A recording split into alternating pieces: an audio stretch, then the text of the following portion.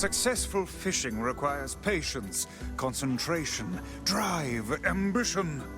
Shh, you're scaring him away. Yes, quite. Did it. I keep doing that.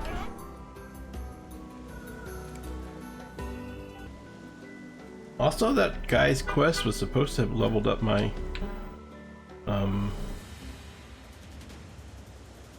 fishing skill or whatever, but these fish are still taking the same amount of time. Oh, I got a bucket. The heck?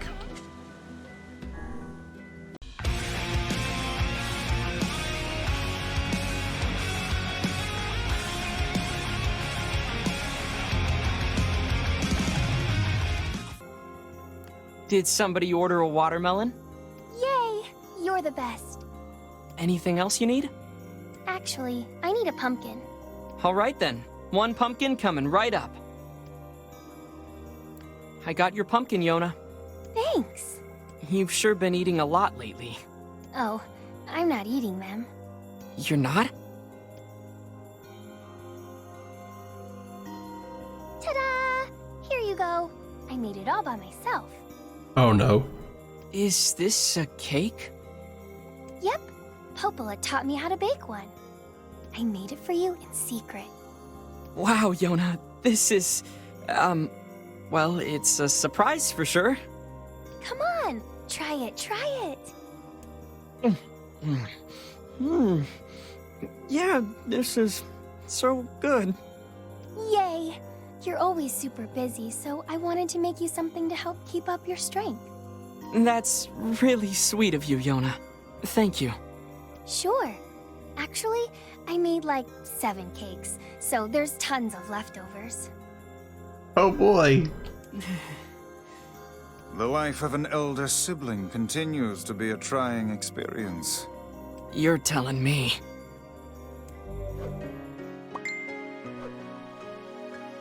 Yay!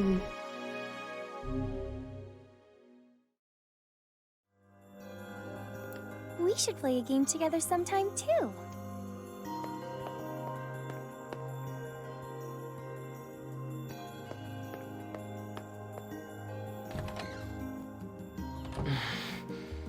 Something troubling you, lad? It's nothing. Don't worry about it. Come on, I need to go ask Popola something.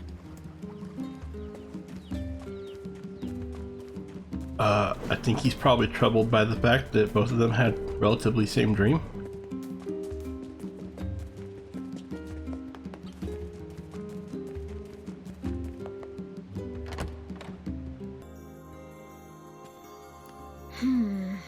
What's up, Popola? Oh, hi. I just got a strange letter in the mail. Dearest Popola, I hope this letter finds you well. I am writing in hopes of bringing to your attention a certain dream issue of concern regarding recent events in Dream the Village.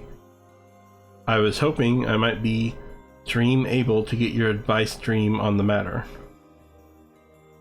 What? Recently there have been dream reports, dream of a certain dream, of dream, evil dream, empty dream, curse, dream, evil dream, words, dream, and dream, someone, dream. That is certainly one bizarre piece of writing. Who's it from? The mayor of a small village in the Forest of Myth. It's a wooded area up north. The Forest of Myth? They're usually a bright and cheerful group of people.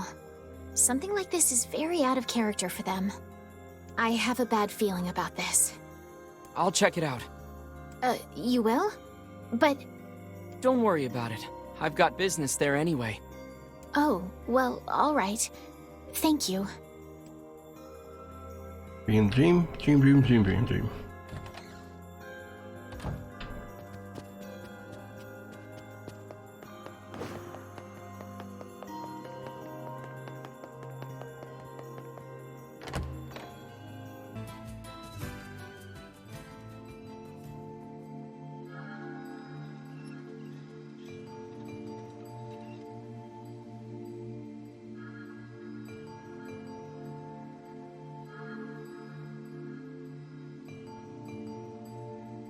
It sure is quiet here. Such silence bodes ill. There's trouble on the way. I'm certain of it. You know, a little optimism now and then wouldn't hurt, Vice. Such cheek.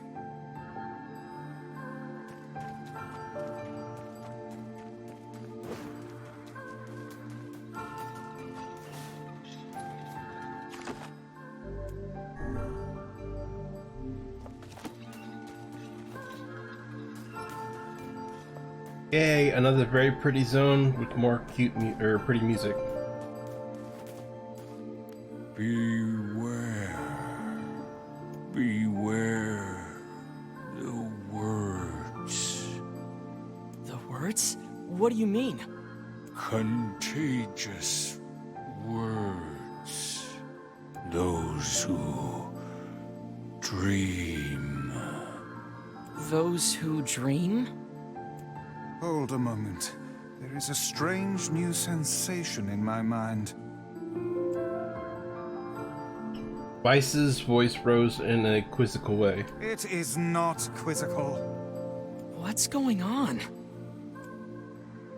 The villager's body shuddered as he slowly opened his eyes. Perhaps we should start by asking this man. Who are you? We heard something happened to this village, so we came to see if we could help. The mayor stared at Jericho and Weiss. If you can speak to me, I must have caught you in my dream. In your dream? The mayor explained. In the past weeks, a mysterious disease called the Death Dream had spread across the forest of myth. Those who caught it were cursed to fall asleep and live forever within the world of their own dreams. The village mayor had determined the Death Dream was spread from person to person by spoken words, but before he could learn more, the disease took him as well. Weiss stared at the mayor, his mouth twitching slightly. Now see here. Are you saying that we have been absorbed into your dream? Well, yes. I think you have. In other words, we've caught the Death Dream? Before the mayor could confirm Jericho's suspicion, Weiss exploded with rage. Ridiculous. Preposterous. Completely unfathomable on every conceivable level. I don't even recall falling asleep. That's just how the Death Dream works. Though polite, the mayor was certainly trying to brush aside the book's remarks. Or was clearly trying. My remarks are not to be brushed aside, fool. Okay, the first time I didn't say anything, but is that twice now that Weiss has broken the fourth wall and said something about what I've been saying? The mayor twisted his mouth into an embarrassed grimace, then quickly changed the subject to who Jericho had seen and what they had discussed since coming to the village. Something there must have caused you to enter my dream. A certain conversation, a specific word, something. Jericho and Weiss racked their brains, but could find no easy solutions. There were simply too many words to consider. Too much random chatter, too many meaningless conversations. Grimoire Weiss does not engage in meaningless conversations. Okay, that's the third time. The mere suggestion that Weiss chose his words carelessly seemed to sting his pride. It does not seem to sting my pride, you bloated gasbag of a narrator. Okay, it's definitely happening. What is going on? It has demolished it utterly. Irritated, Weiss looked skyward as if searching for answers in the heavens. I was doing no such thing. Just leave me alone already. The anger created by his harsh words bled over to Jericho like contagion. Contagion. Wait, said Jericho suddenly. Did someone just say contagion? Yes, I believe so. What of it? Well, that villager told us to watch out for contagious words, right? The mayor leaned forward with renewed interest, pushing a startled Weiss aside in the process. He must have said something, right? Asked the mayor. Some specific combination of words? What was it? It was about dreaming, or something that dreams, or... oh, what the hell was it? A sheep? Cried Weiss suddenly, blurting out the first thing that popped into his head. The others stared at him for a moment before slowly shaking their heads. After a few more minutes of thought, Jericho's face suddenly lit up. I remember, he said, those who dream. That's what he said, I'm sure of it. At this, the mayor produced a thick sheet of papers from his pocket. He flipped through them a few times before finally nodding his approval at Jericho. That sounds right, he said, as a stray sheet of paper fluttered to the ground. My notes also mentioned something about that. I bet it was the last thing you heard before you fell asleep. The mayor shook his head, his worn pencil stub tracing lines across a lone piece of paper. For the last month, I've done nothing but study the disease we call the death dream, he said. I mean, I'm the mayor, right? It's my job to protect people from whatever comes along, but I never expected a couple of outsiders to start entering people's dreams.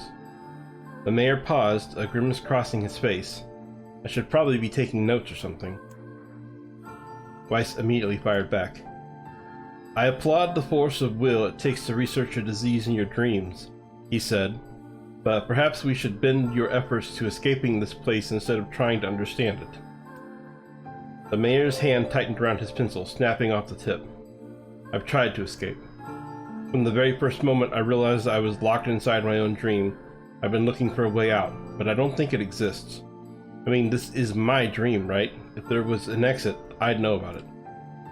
He paused a moment, his unfocused eyes staring at nothing.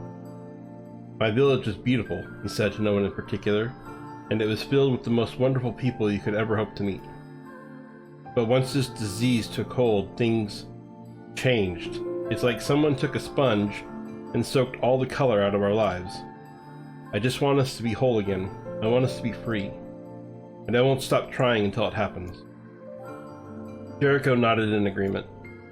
Huh, wait a second, I didn't nod. Look, if we can be of any help, said Jericho, just ask.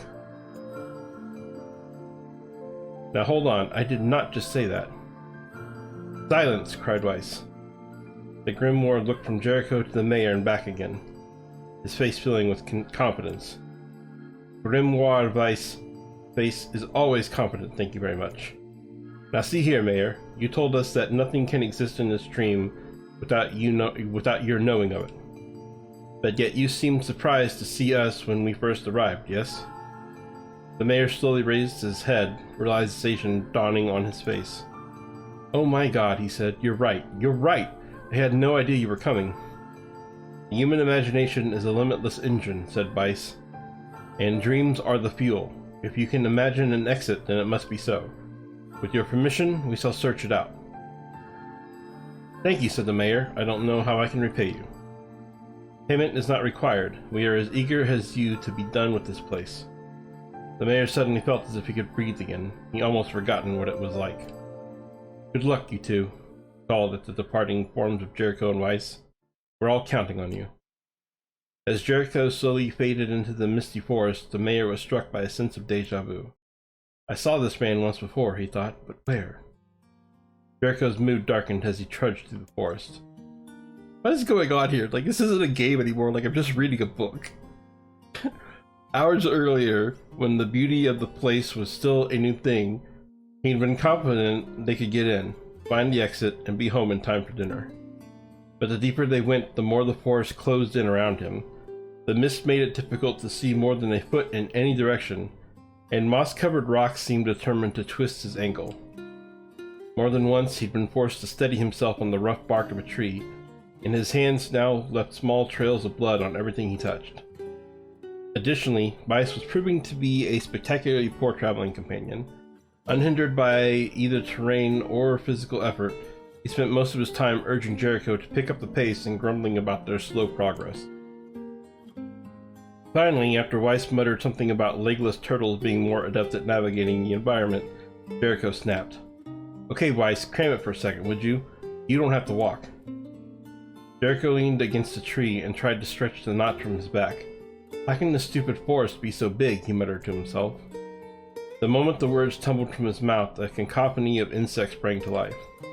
Every imaginable form of buzz, click, and hiss roared out at a volume that rattled his teeth. Jericho slapped his hands over his ears and screamed to be heard. Weiss, what's going on? Jericho could see Weiss's mouth moving, but he might as well have been shouting in a tornado.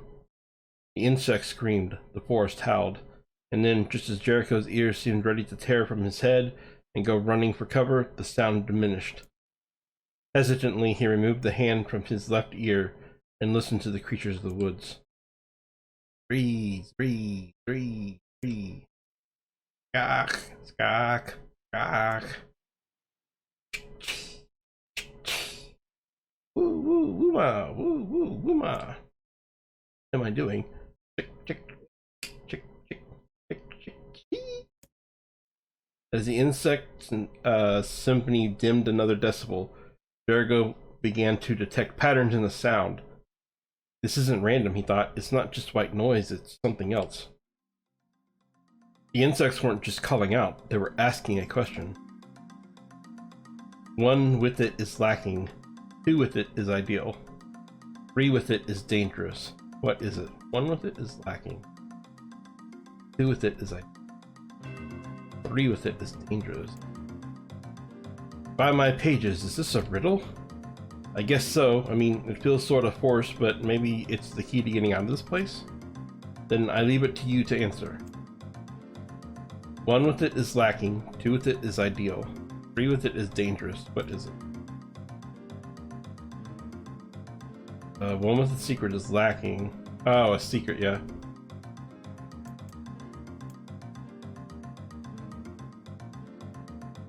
The answer is a secret? Inwardly furious that Weiss left the task to him, Jericho sighed and gave the only answer that made sense. It's a secret, right?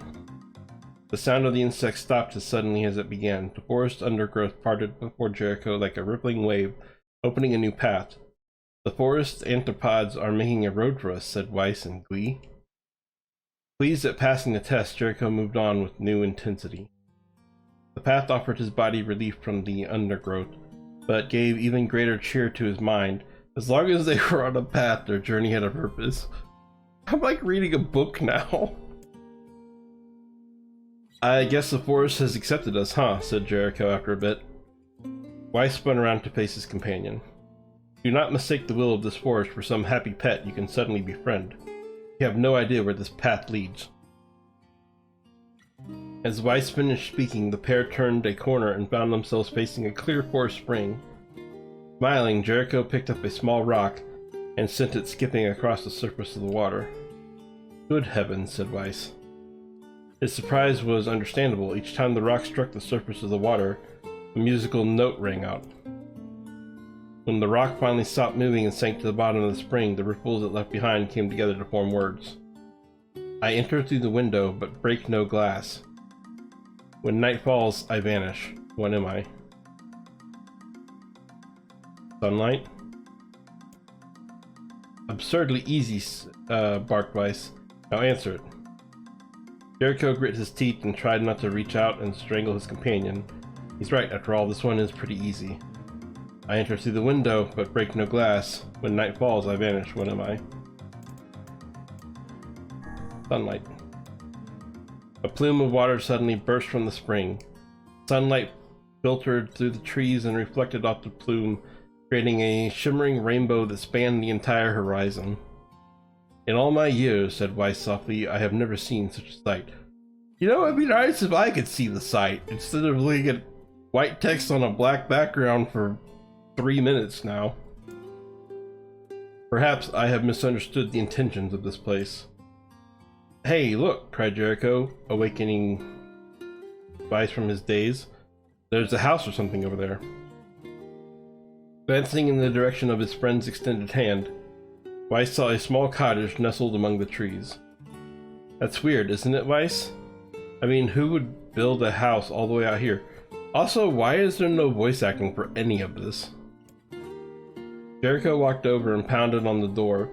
After a minute of solid banging, the door cracked open and a small man peered out. His body was cloaked from neck to toe in a large black cape, while his face was obscured by mist. Began Jericho, but before he could get any further, the cloaked man held a hand up and began speaking. I have 4 legs in the morning, and 2 at noon, but in the night with 3. What am I? Jericho tried to ask the cloaked man who he was and what he was doing here, but he simply repeated the question. If we wish to engage this man in conversation, said Weiss, it seems we must answer his riddle. Yeah, I suppose, said Jericho. Well, at least it's an easy one. I have 4 legs in the morning and 2 at noon, but in the night with 3. What am I? I have 4 legs in the morning,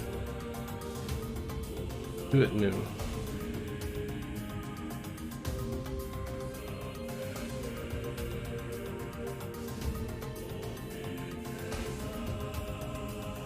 I don't get this at all. I have 4 legs in the morning, 2 at noon.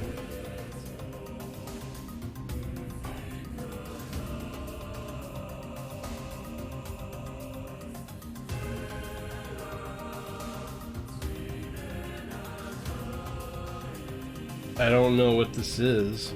I have 4 legs in the morning.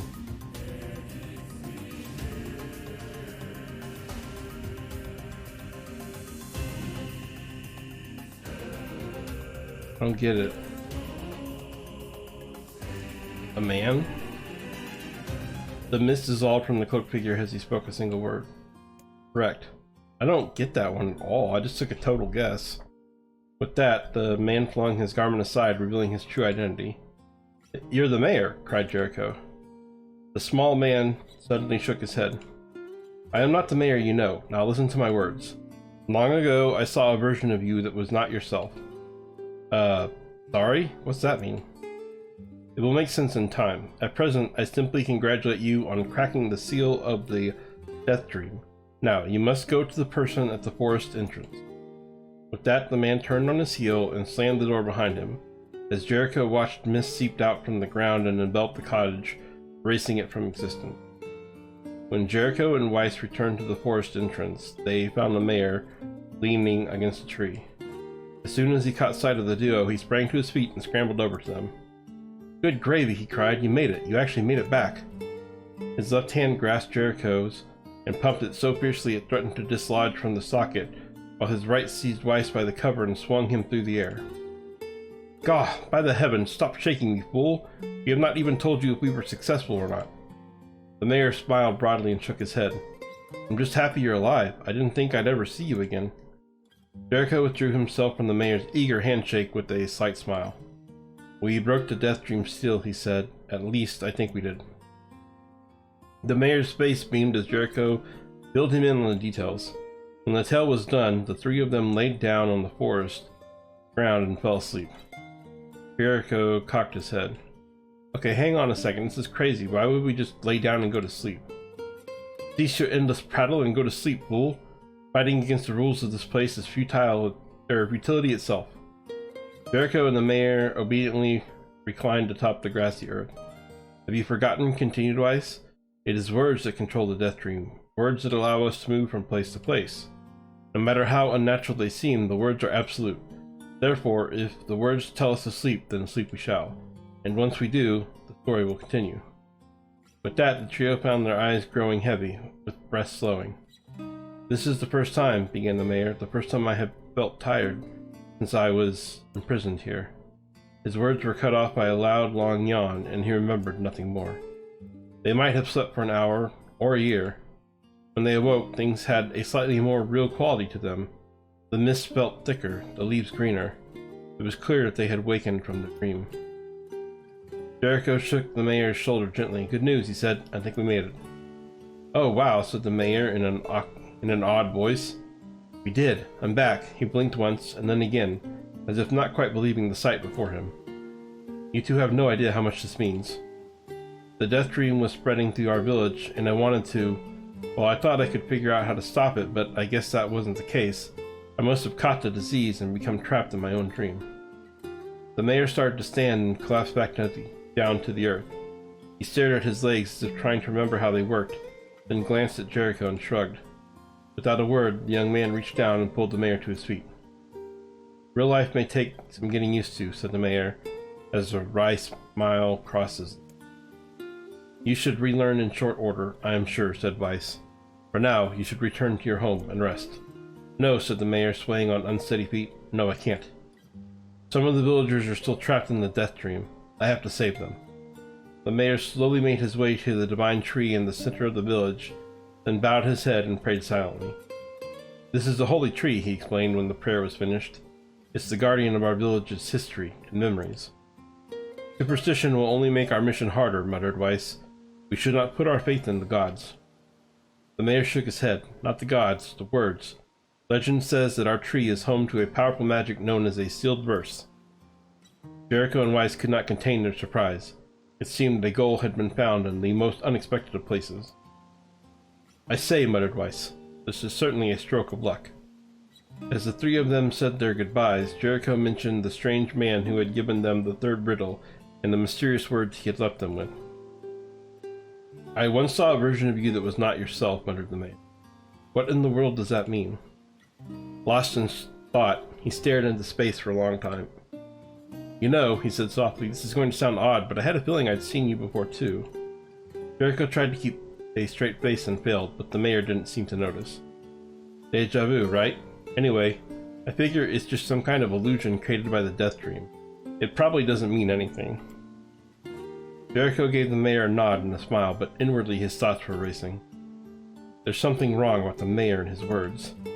And what exactly is going on here? That riddle would prove to be the most difficult one of all. Oh, thank you so much.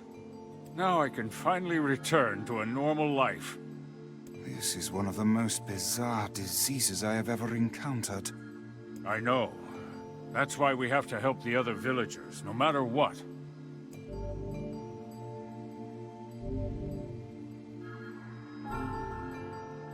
If I have to... For a sealed verse, that didn't take much effort. Yes, all a touch too easy if you ask me. It's almost as if someone was guiding us to this village. Don't overthink advice. If I have to go find the other villagers and do that whole thing again, with the reading all that text, I don't want to do it.